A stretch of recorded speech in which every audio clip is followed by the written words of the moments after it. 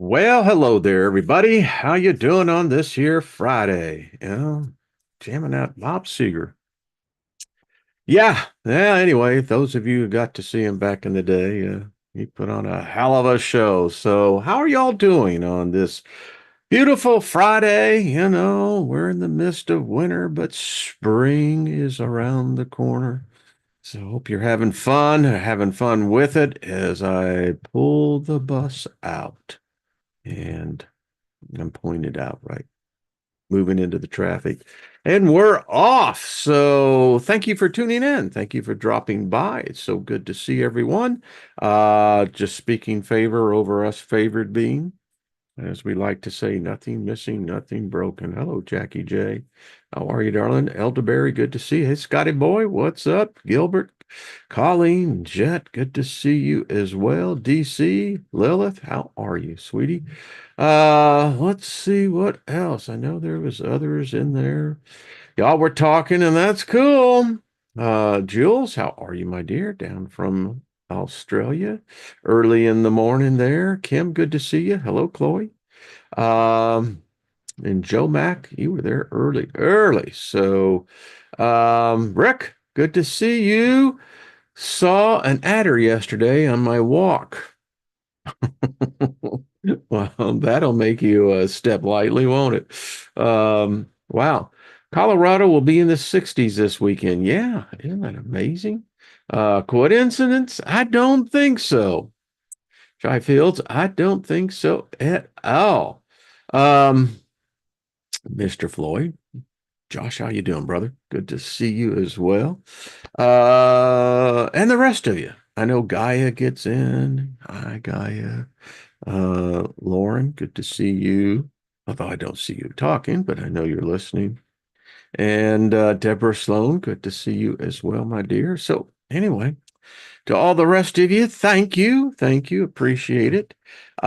Today, going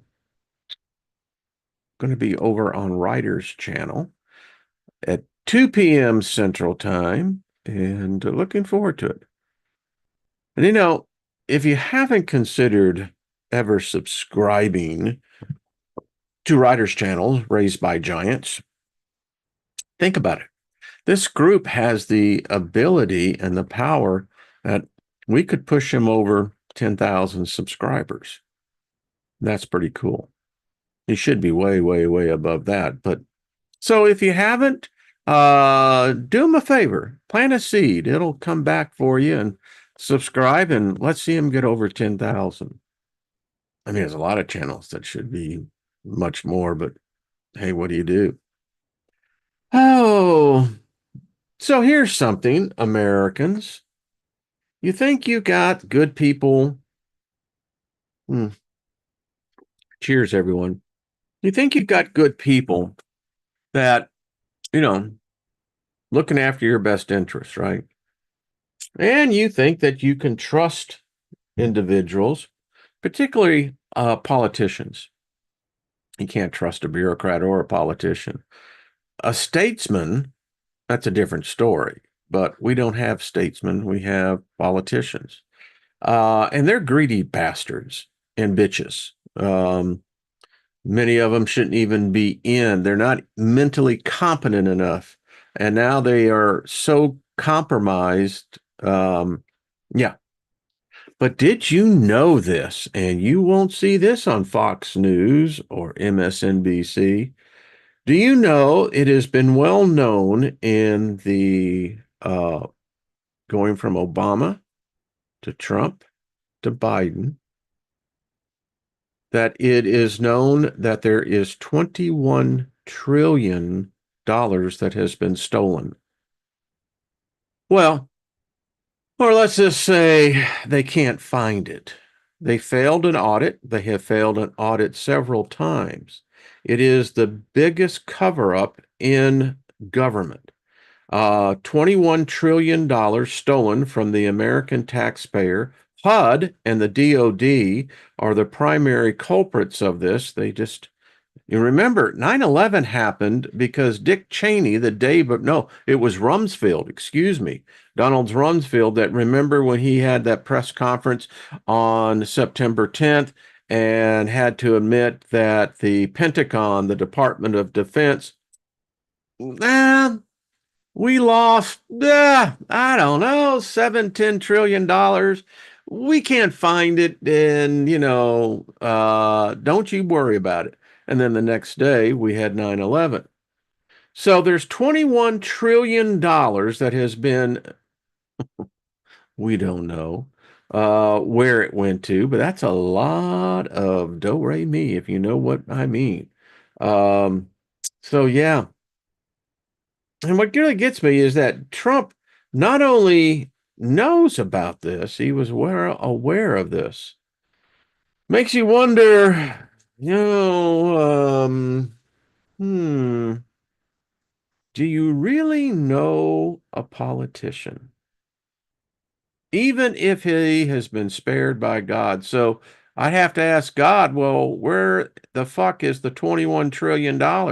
And now there is reports coming out of the Office of Budget Management that, oh boy, virtually every agency has failed their audits. In other words, they can't account for the money that they took, stole. They can't find out, well, where did it go? I mean, the Pentagon tried to do it, when you had a toilet seat for, $50,000. Damn thing ought to be made by gold, is the way I look at it, if you're going to have that. But anyway, so there we go. I want to get right into this because it's interesting. Get a lot of, and Colleen, love the emails, darling. Gaia, how are you, darling? Lost in space. As I see Linda Espinoza. How are you, dear? Good to see you. Robert Scott, birds of a feather. uh, Shyfield says 21 trillion buys a really shifty after. Oh, doesn't it though? It's like, hey, God, take this in. Hello, Lucky. Good to see you, brother. Always a pleasure. So, Lady Ellie, good to see you as well. So, yeah, 21 trillion. And so if you add up the fact that the Pentagon never came clean with where that original 9, 10 trillion went, and that now virtually every government agency has failed this audit, they cannot account for the money.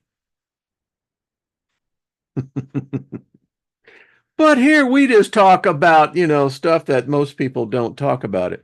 As we said yesterday, can God sin?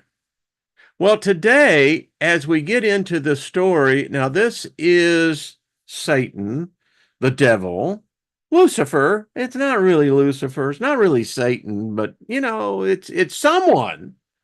Apparently, someone was channeling this. All sacred books are channeled. But I find it interesting because it gives us a different perspective on an event that all of us been taught. Just like this, the average person would never say God can sin, but yet I read that book for decades. I mean, you had Marilyn Higgins read the Bible through a year, and others. And so, and you get into this, and have you ever read the book of Joshua? And I just see real quick in the chat room, has anyone read the book of Joshua? Has anyone studied the book of Joshua? Well, the book of Joshua is probably one of the deeper occult books, but it's also one of the most bloodiest, dehumanizing, evil books that's out there. And it reflects 100% back to God. What God commanded Joshua and Caleb, and if you know the story of Joshua and Caleb, then you know where I'm at. So Moses dies, right? And when Moses dies, God chose Joshua and Caleb because they were part of the 12 spies that Moses had sent to go into the land of Canaan and to see what the inhabitants looked like. They were casing them out, basically. And of course, that's where you get the passage where, the other 10 spies said, we were like grasshoppers in their sight because there were giants in the land. Lots of giants. Where Joshua and Caleb said, well, we can take them on. Yeah, they're giants, but they still die by the sword. Um, so anyway, they have this big thing, and when you look at this story, this is an invasion. It's an intrusion. There were already what we would call natural citizens, inhabitants. That was their homeland. But because this God, the God of Jesus, the God of the Old and New Testament, he said, nah, no, no, no, no, no. That ain't going to how it works. So as we get into Joshua, the first thing we have is this miraculous miracle, which has been somewhat correlated by science, that the sun stood still for 12 hours, I believe it was. Now, we know that there was a cosmic event that other cultures around the globe reported it. The Chinese reported it as the dusk that continued on. In the West, you had writings from the Incas, and that it was the dawn that never came. It's 12 hours late. How the hell does that happen? So we get this story, and the reason why was that God stopped the earth, so he says. And so these chosen ones, now God, I thought, created all humans.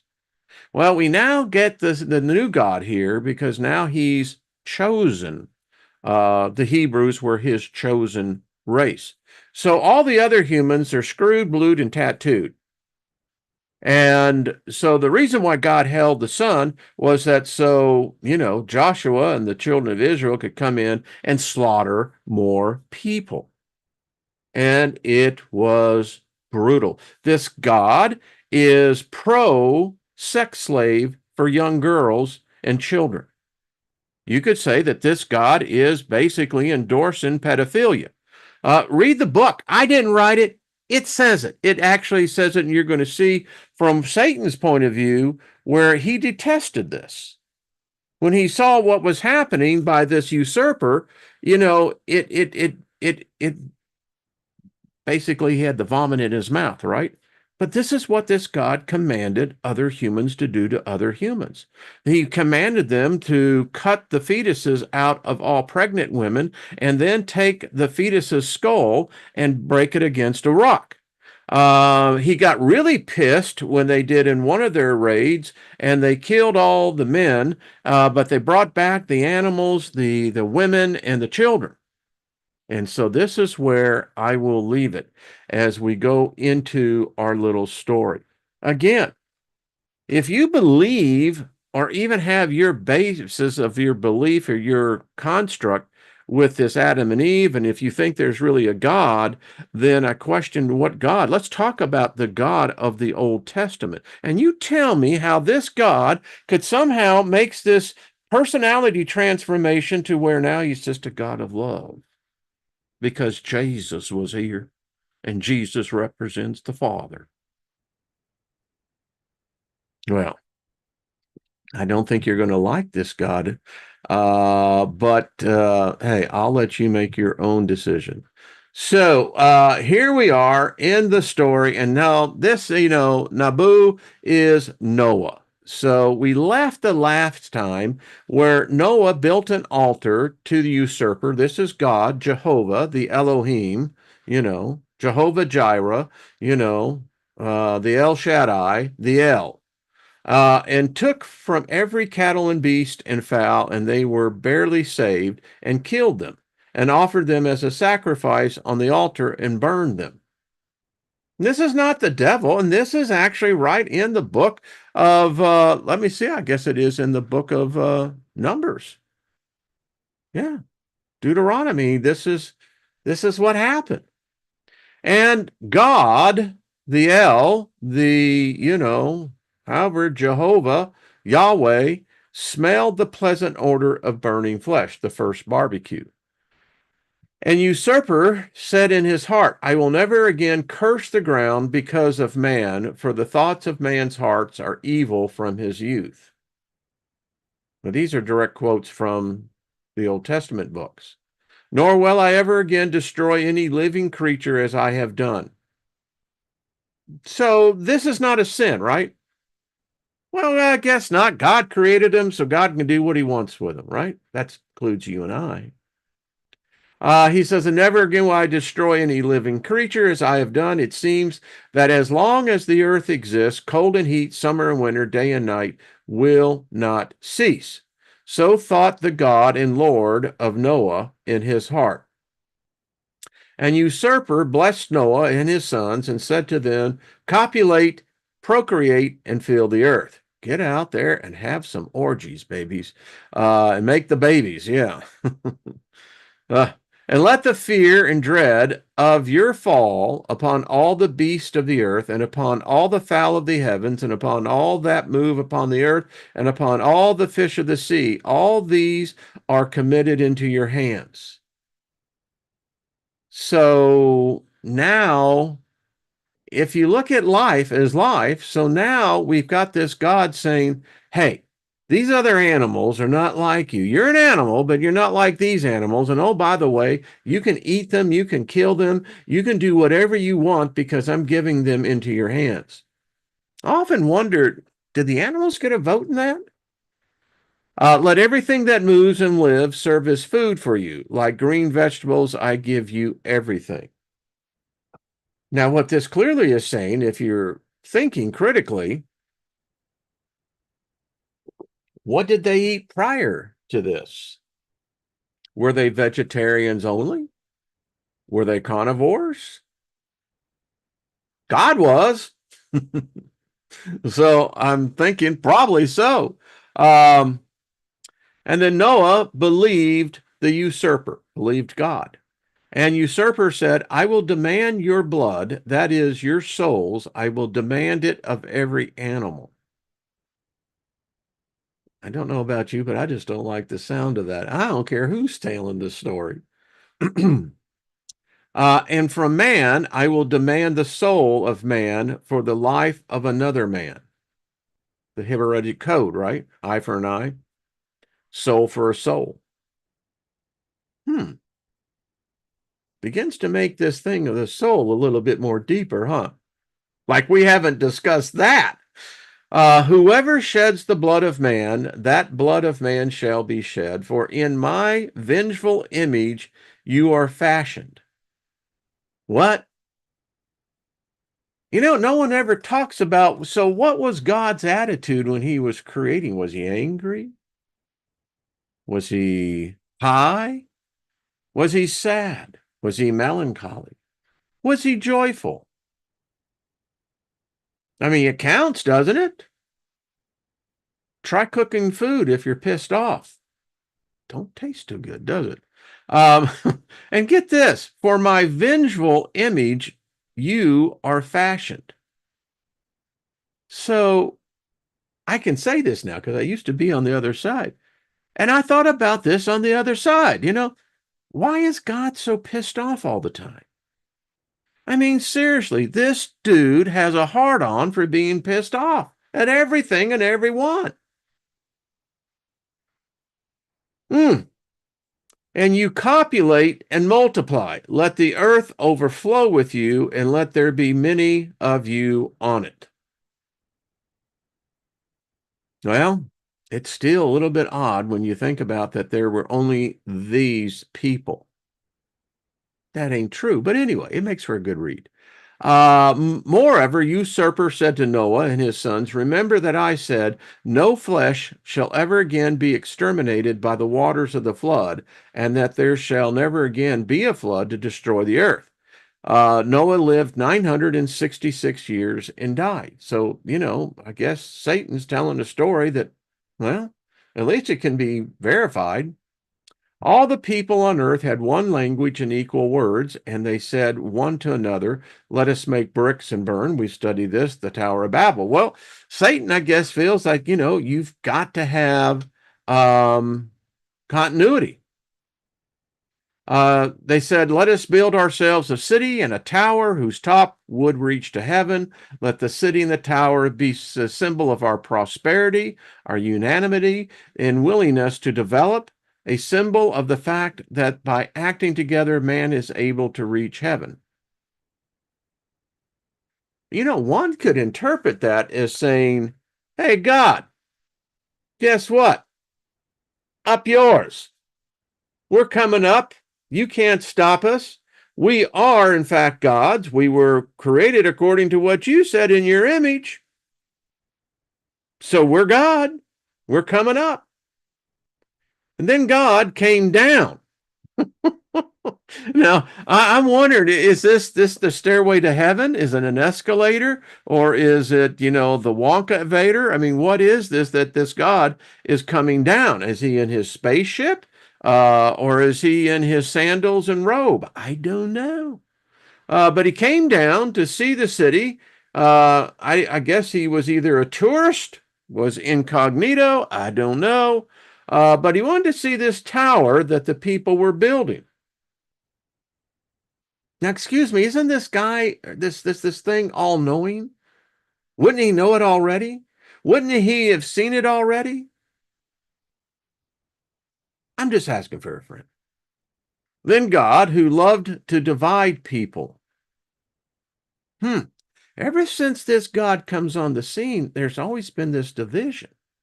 No unification, just division and more division.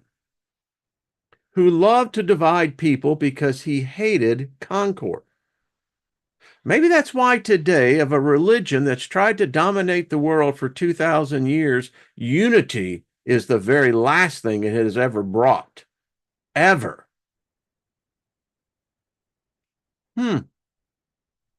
Anyway, so God said, behold, there is one people, and they all have one language and are united. And this is only the beginning of the work. Now nothing will be impossible for them, whatever they intend to do. Sounds like he's going, oh, crap. I guess he got the other they, whoever they are.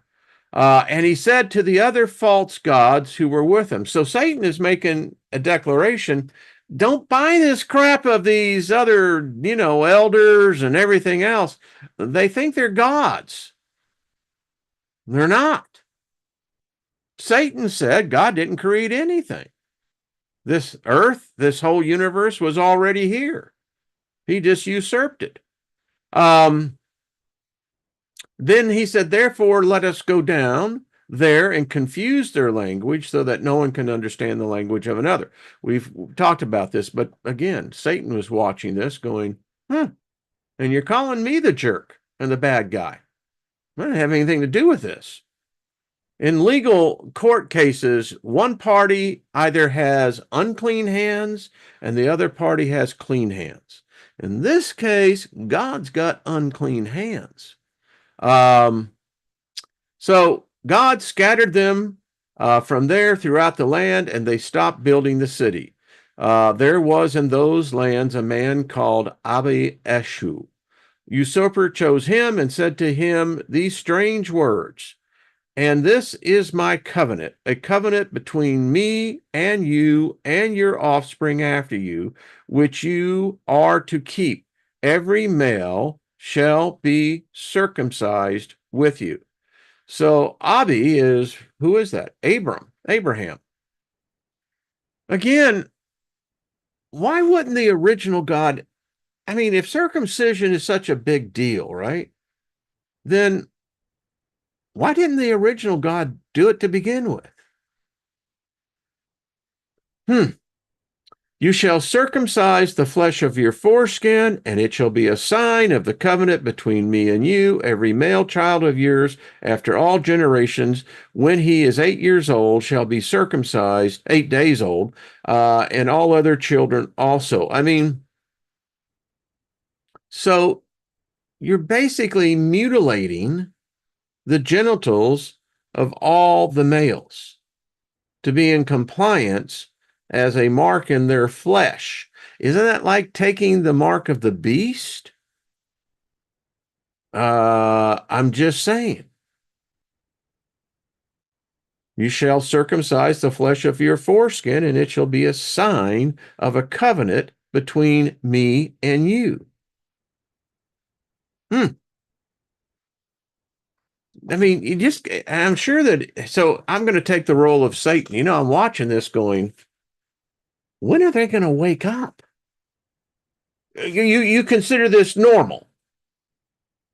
This is the same God that said he made you the first time and that you were perfect in his sight.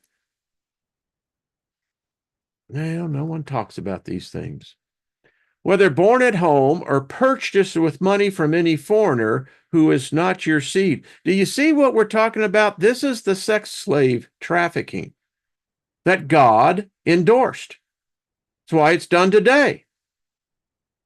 This is what it says, and all other children also, whether born at home or purchased with money from foreigners, who is not of your seed. So that's slavery. I mean, I'm just not feeling the love of the Jesus guy. I'm just saying.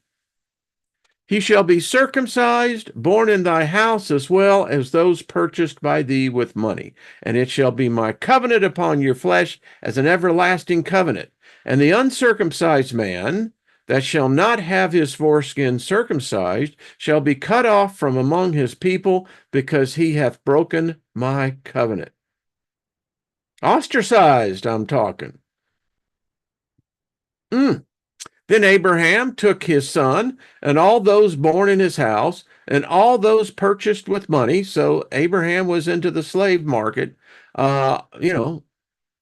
enslaving human beings, all males among his household, and cut off their foreskins on the same day as God had commanded him to. There's a great joke about the head servant of Abraham at that point. And Abraham comes off the mountain and says, I've made this fantastic deal. I mean, everything that I want, I'm going to get. And if I get it, you're going to benefit as well. And every time we meet a person who doesn't like us, this God's going to kill him. He'll allow us to slit his throat. But there's only one thing you've got to do. And the head slave says, well, what's that? Says, well, God wants you to cut your foreskin off. And he said, what? So it didn't last very long. And think about it. There's a number of stories in the Old Testament about those that under David tricked.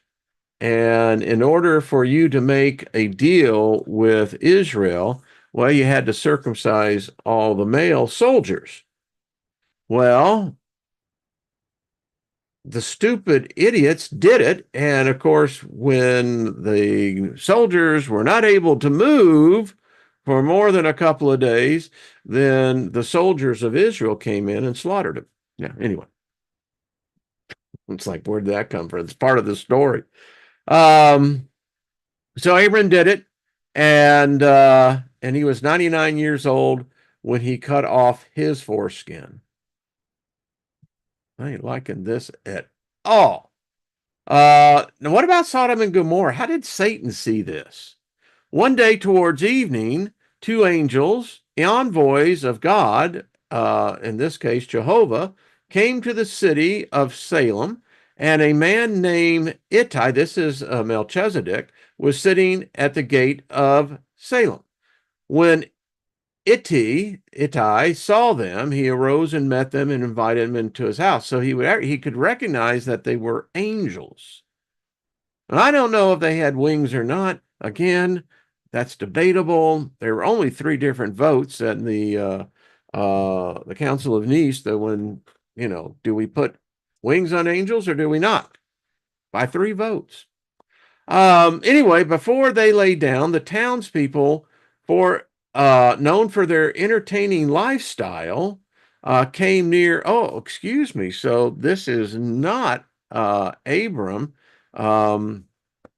This is, I believe, would be his brother. if I am correct.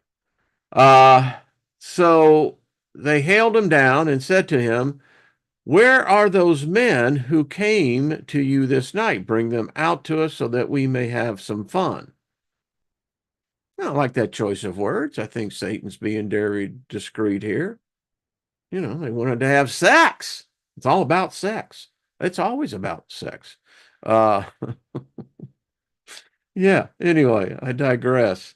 And then he says, "Well, brothers, please behold, I have two daughter virgins. I will bring them out." And we know the story. And because, so this is how the play is going to play out. Someone's about to get their ass kicked. You got two angels, right? And they ain't going to stand for this. But it's odd that it was the fallen angels, the angels of these same beings, that came down and wanted to have sex with women. So they swing both ways. Well, bisexuality, nature's way. Um, so the people said, "No, we don't want your daughters. You do with them as you please, but do not play with these men." So there had to be something of a strong aphrodisiac about these two beings that were making the rest of these, and I don't know if it was dude or dudettes, probably both, saying, "Man, we want some of that action." But they answered, "Go away." Then they went up to break down the door, but the angels put out their claws and dragged Ittai into the house and shut the door. Whoa. So we know that these angels have claws. Bet you hadn't put that in your vernacular, had you? And the people who were at the door of the house were blinded, so that they struggled in vain to find the door. So I don't know. Did they throw a light bomb? What happened here? Something happened. I mean, it was something of so bright, it blinded these people. Outside the door. But I like the claw thing, clawed him back in. Yeah. Then the angel said to Ittai, whoever you still have here in the city, sons-in-law, sons or daughters-in-law, everything that belongs to you, bring them out of this place, for we are going to destroy this place, Sodom and Gomorrah, because God has sent us to destroy it, although God said that he would not destroy man again. So now that gets me to the opening of this. So does God sin? Well, apparently he lies. Okay, maybe he doesn't lie. Maybe he changes his mind a lot. That's a better way. And when the aurora rose, the angel, seeing that Ittai was dragging himself away, seized him and his women and daughters by the hand and dragged them out of the city, saying that God wished to spare him. Well, we know what happened there. Yeah. But again, I find it interesting that this is Satan's perspective. I mean, again, Satan didn't do anything to these cities. He didn't destroy it. He didn't kill anyone. I mean, he's watching this play out, and I'm sure he's got to say, when are they going to figure this out? Well, we still haven't figured it out. Um, that's all I got to say.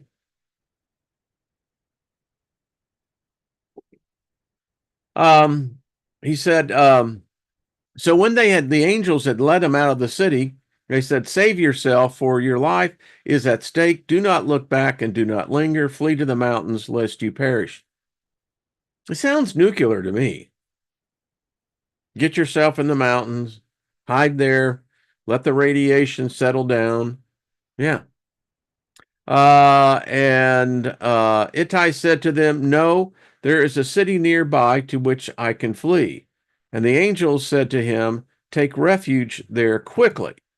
As the sun rose above the earth, Ittai entered the city. Then God unleashed a rain of sulfur and fire upon Salem and Dur, usurper himself from heaven, though he had promised never to destroy man again. And he destroyed those cities and the whole circle, and all the inhabitants of those cities, and the vegetation and all the animals. But Ittai women looked back and became a pillar of salt. Then Abram, having risen early in the morning, went out in front of the tent, and looking towards Salem and Dur, which would be Sodom and Gomorrah, the whole countryside, he saw that smoke was rising from the earth like smoke from a furnace. That's a nuclear bomb to me, some sort of weapon. And Abraham thought that this must be a smell pleasing to God. You see how you get when you get indoctrinated? It's like, nothing. It's all right. And God, in destroying the cities of this district, which would have been in Sumer, by the way, mentioned Abram and saved his brother from destruction, but his wife, well, she bit it. All right. I want to go in here a little bit further because I want to get into time, because this follows the whole story of Abraham and how he became this patriarch of all three of these world religions. And they are world religions. I think this is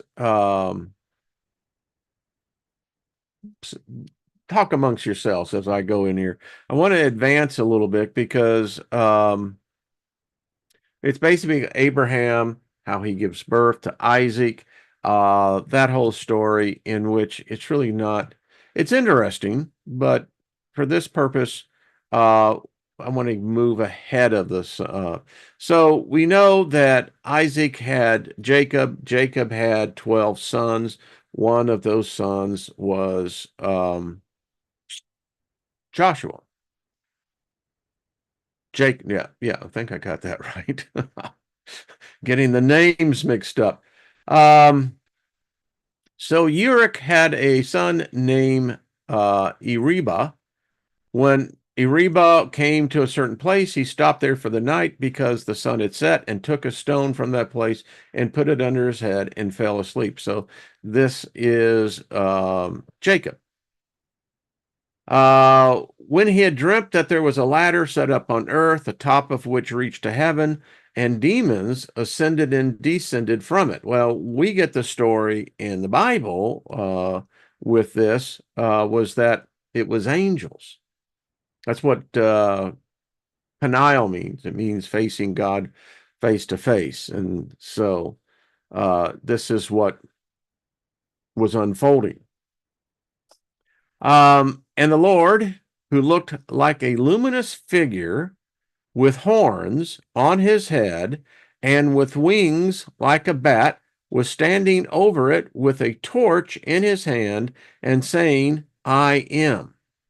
Now, I wanted to get to this part because free thinkers, critical thinking, this is really interesting. Because according to Satan, what God and Lilith told us this, that he's incomplete. So that's why he hides himself in this Shekinah glory, this cloud. He doesn't want people to see him for what and who he is. And so Satan is saying it's the demons who are ascending and descending, because an exit, if he is the anti-God, an imposter, a usurper, then his angels wouldn't necessarily be demons. But so he can turn himself, or is this light being with horns on his head and with wings like a bat. Figure that picture out. Jacob, So Jacob woke from his sleep filled with fear and said, oh, I really don't dig this place at all. There's nothing here but the gate of hell. That's a whole different story, what we're reading about Jacob back over there in, the Bible. It says he rose up early in the morning and took the stone which he had placed under his head and set it up as a monument and poured oil upon it, the top thereof, and he called this place the gate of Shiloh. Hmm. The Bible says Peniel, yeah. Another night, Joshua was left alone, and a figure fought him until the aurora came up, the sun. I think that's a very interesting word. And when the figure saw that he could not prevail against Joshua, yeah, Joshua, what am I thinking? Jacob, he struck him again in the groin. Sucker shot, hey? And she said, let me go, for the aurora has risen. But he answered, I will not let you go. Then the figure said to him, what is thy name? And he answered, Jacob.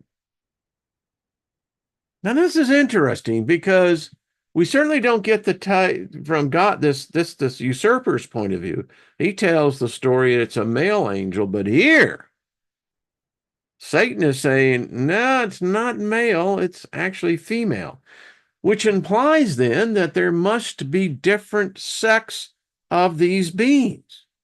I have read and studied in angelology that they are hermaphrodites. I've read that they're androgynous, but I can't be androgynous. They have to have sex organs, and in order for even the fact of copulation with humans. And although the going narrative is that these angels don't have sex, I contend, then how did they know about sex? Why did they desire to have sex if they weren't having sex already?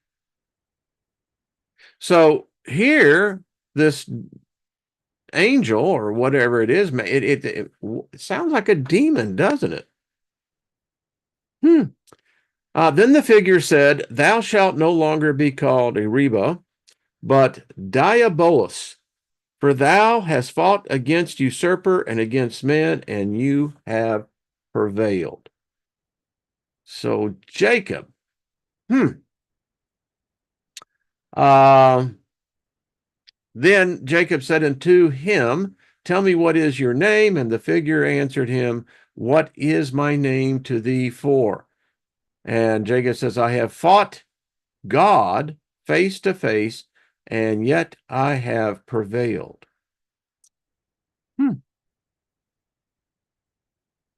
So let's get a little bit further. And, if you have the book itself, it's, give me 1 second. I want to pull this together.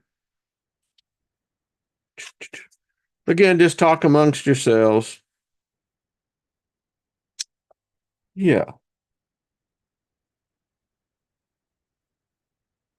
Okay. So let's advance this a little bit. Oh, you get the whole story of Moses, and we'll come back and maybe read some of that in another time, taking an excerpt of it. But folks, this usurper, I mean, it's an alien intelligence that the average human would, I mean, if you question it, you would just, yeah. By the way, ladies, you get so screwed during this period from this God. I mean, yikes. So give me a second here as we go. Here we go. Usurper led his people through the desert for 40 years. He predicted that all those who murmured against him and defied him by daring to think for themselves instead of blindly following his orders would die out in the desert without ever reaching the destination of their strange wanderings.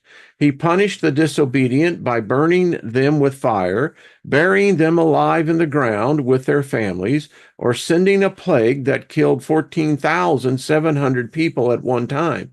Usurper only stopped the plague when Moses made a propitiation, usurper liked to be begged for mercy. Once upon a time, the people set out for the sea, and as they walked in the desert, they began to lack bread and water. And again, the people began to complain about their fate, saying, "Why did you bring us out of Egypt that we might die in the desert from hunger and thirst?" Then usurpers sent venomous snakes upon the people, which bit the people, and many died. And Moses made a copper serpent and set it on a spar. And if the serpent bit a man, he looked upon the copper serpent, and in the Bible it says bronze, he remained alive. Now think about this. I'm just contending here, this is not just simply a bronze snake that has been fashioned by the blacksmith. I'm telling you, there was a technology here. And I'm not sure how it happened, but there obviously was a connection. And you have to understand, if you go by the story, there was over 1 million people. So how did this thing, how was it seen? And the people said, "Truly, this serpent is our savior and our rescue from this monster god, usurper." As the people settled in the desert, they began to entertain the local women.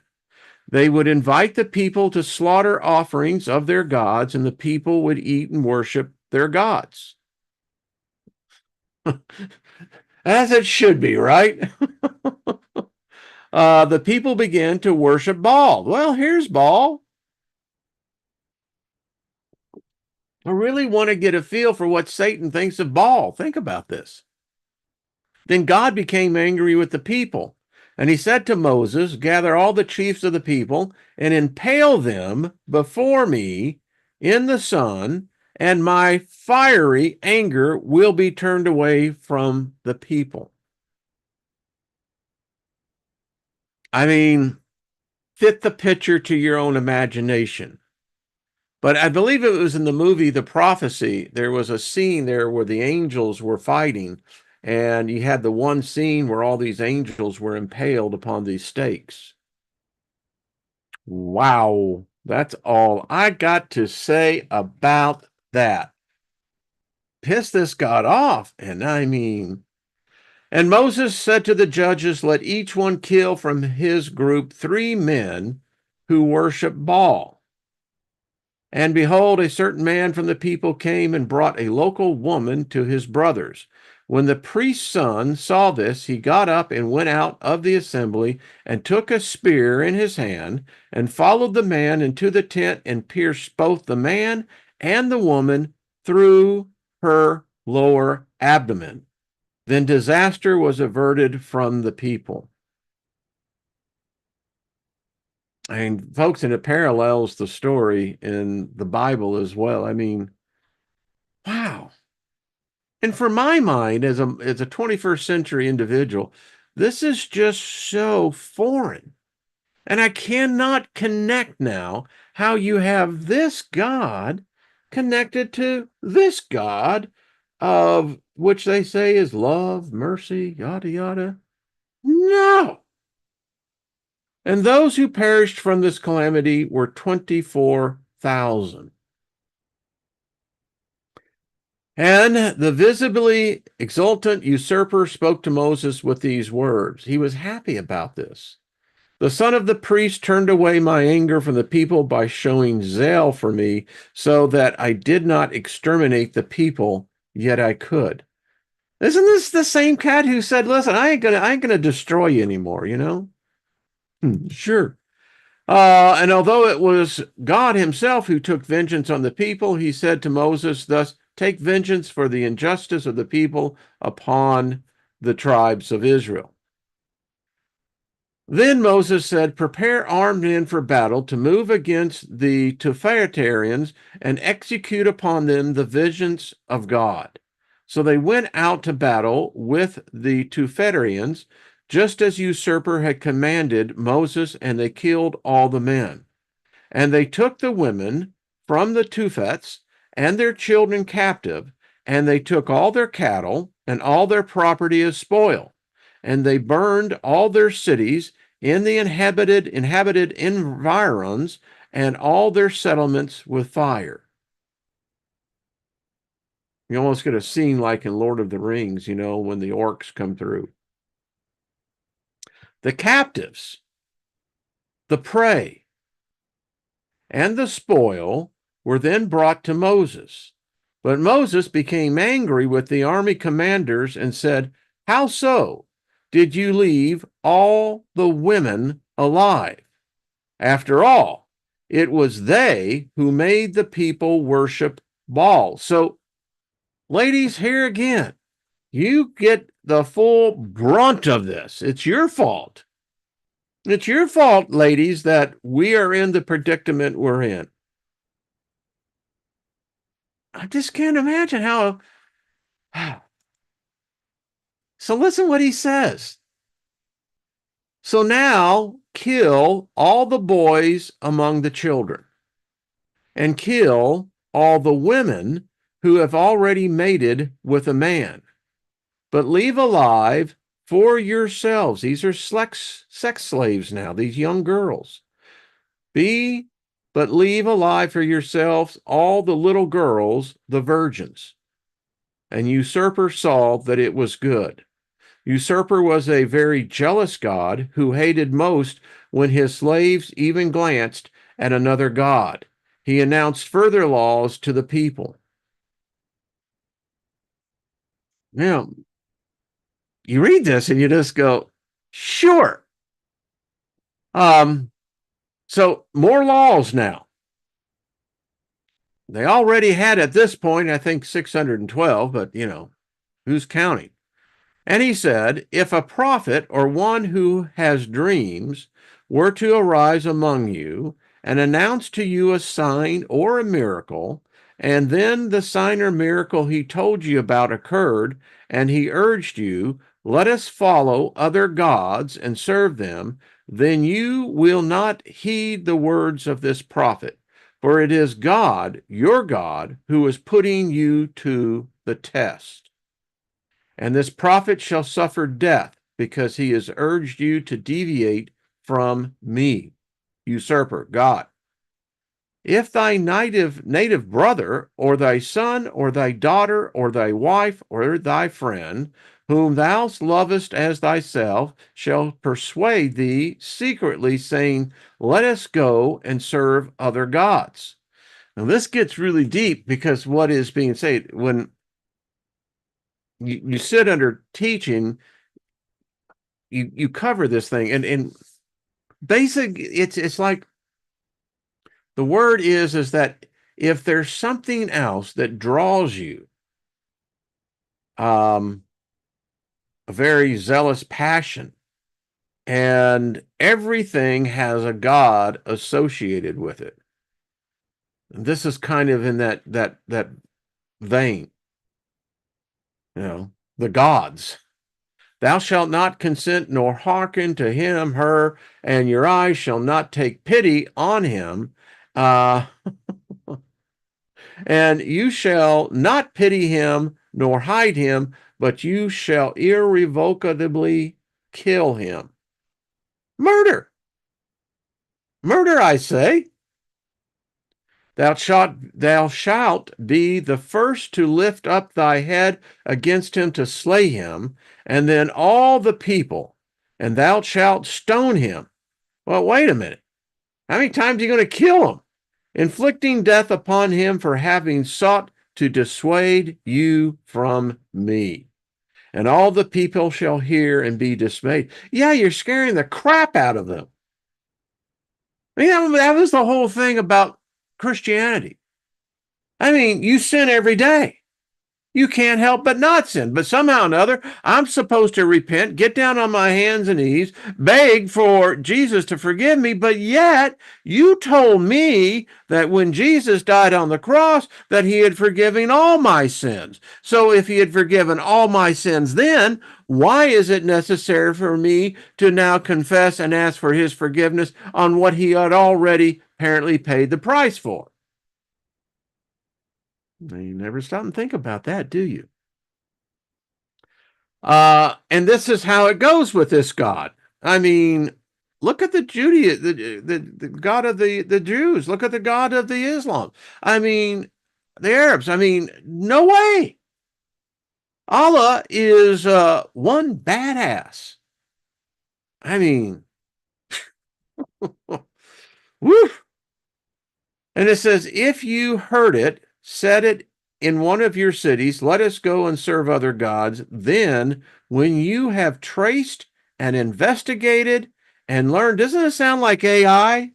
Think about this. And learned that, and because let me tell you about AI and God.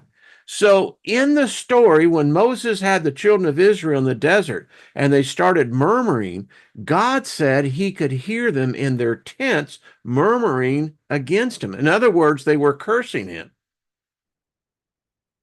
It sounds like AI to me, but Wayne, you're stretching. Maybe, maybe not. So, if you've traced this, you've investigated and learned that such an abomination has been done in your midst. You shall without mercy kill the inhabitants of that city, put a curse upon it and all that is in it, including its cattle, you shall kill with the blade of the sword. I ain't feeling the love here. I mean, you think about this. The word would spread through the lands. You've got some crazed mofos. These people are freaking, they're out there. They're zealous. And they're sick. They're brutal. They have no empathy, no mercy. They'll rape your young daughters. They'll kill your wife right in front of you, and then they're going to slit your throat so you can breathe in the blood and die a nice, painful death. And this is all because of their God. I don't know. How would the person being murdered, seeing his daughter raped, his wife murdered, how do you think he's going to feel about this God? And he did nothing. And all its spoil you shall gather in the middle of the square and burn the whole city to the ground, together with all its spoils as a burnt offering to God, Jehovah, Yahweh, the Father. And it shall remain forever a ruin, never to be rebuilt again. Man, that's just cold-blooded. I don't care what you say. Usurper also ordered the stoning of all who worship nature, the sun and the stars. He alone was to be feared and believed and served blindly. And that is a fact. If you practice divination as a woman, you're going to be, it's a terrible death to be stoned. And many a woman did. Oh, men too.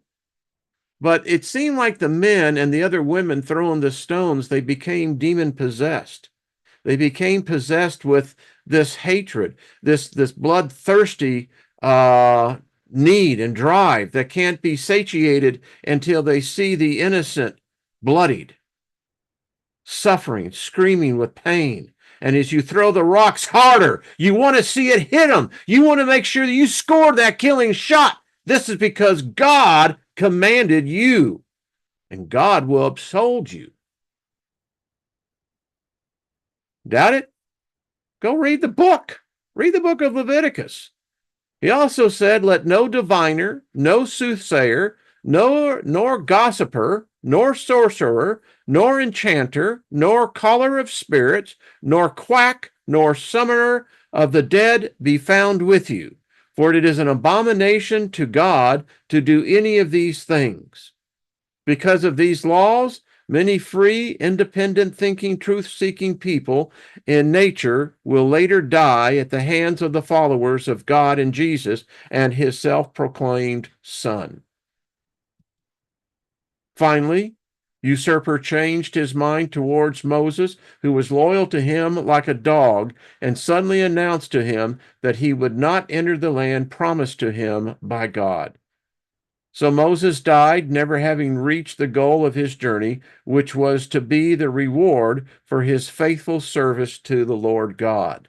Then the slaves of God attacked all the surrounding towns and murdered all who were stood in their way, sparing no one.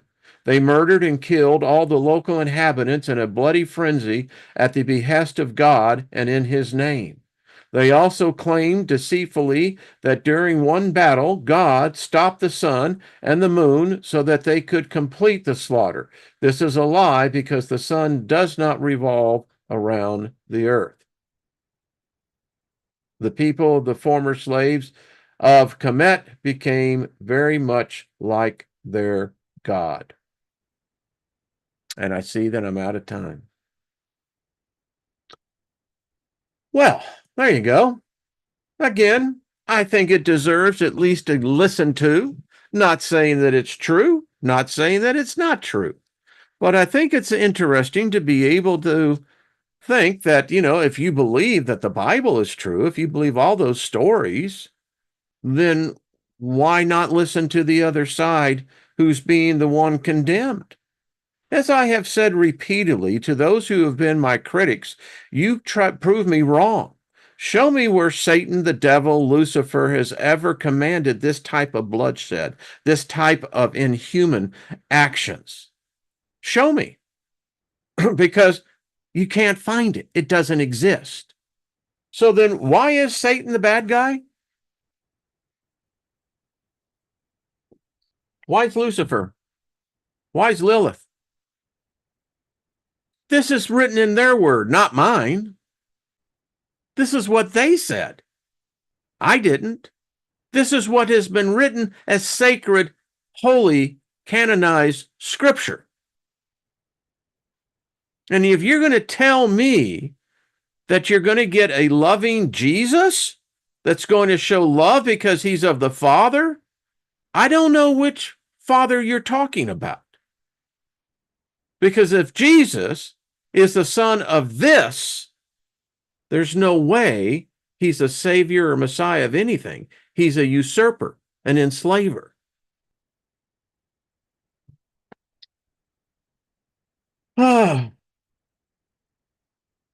It's serious stuff. It's very heavy. It is. This is the type of topic you won't typically be talking about at your 5 o'clock happy hour or at the neighbor's barbecue. They'll run you off. You won't get invited to anything.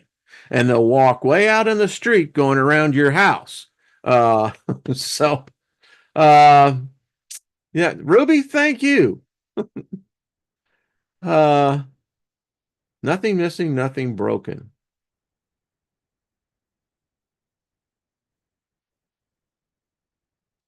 Scott says he finds them. Yeah, the whole thing, the Quran, the Talmud, the Bible, it's a story. No one's ever met any of these authors. No one's ever seen an original. They don't exist.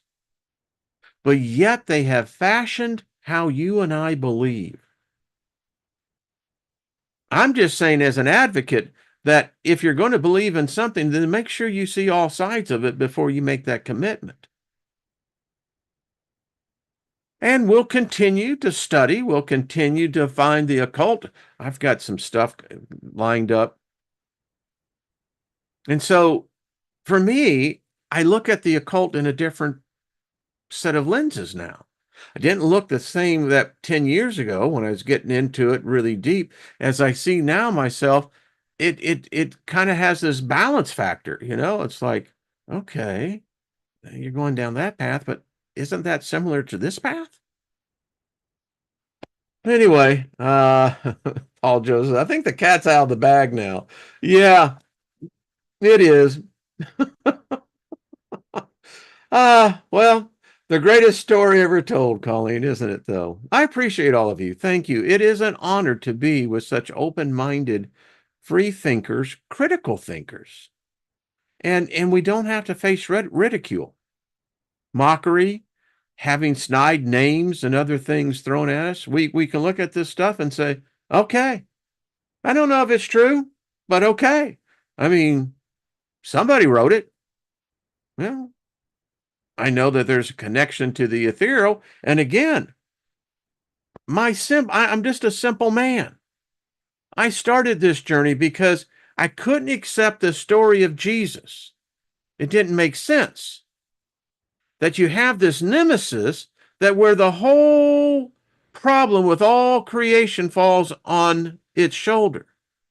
And the problem I had, and I was a studious student of the Bible, that I couldn't find the answers to, well, tell me more about this Satan, this devil, this Lucifer. And then, you find out there really is never no Lucifer.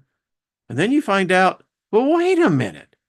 It really says that God wiped out the world because they had sinned. But yet every time he was asleep at the wheel. Not like your bus driver. I'm orientated and alert. Kill your egregores. The world needs more critical thinkers. We surely do. And I am honored to say that in this room, this channel, some of the best meet. So, all right. Truth usually lies between. It usually does, back-ass words. It does. All right. Tune in here at 2 o'clock over there on Mr. Ryder's channel. And again, consider, subscribing to him. Let's push him over 10,000. We can do that. So that's a good thing. Witchmaster General, people who are under 50 don't realize how tyrannical Christianity was. Oh, yeah. Yeah. Talk to those folks down in Mesoamerica. Talk what happened when Christianity came to the Incas, to the Mayans. Yeah. Find out what they did to children and what they did to women. Because, the torture of children and women is what they're good at it. Yeah. Don't get me started. All right. Much love, everybody. And Scotty Boy Ryder does rule. All right. Thank you, folks. I am I have the deepest respect and just profound adoration for all of you. I appreciate it. Thanks for hitting the like button on the way out. And hey, subscribe if you want and share. Isn't that how they say that? Yeah. All right.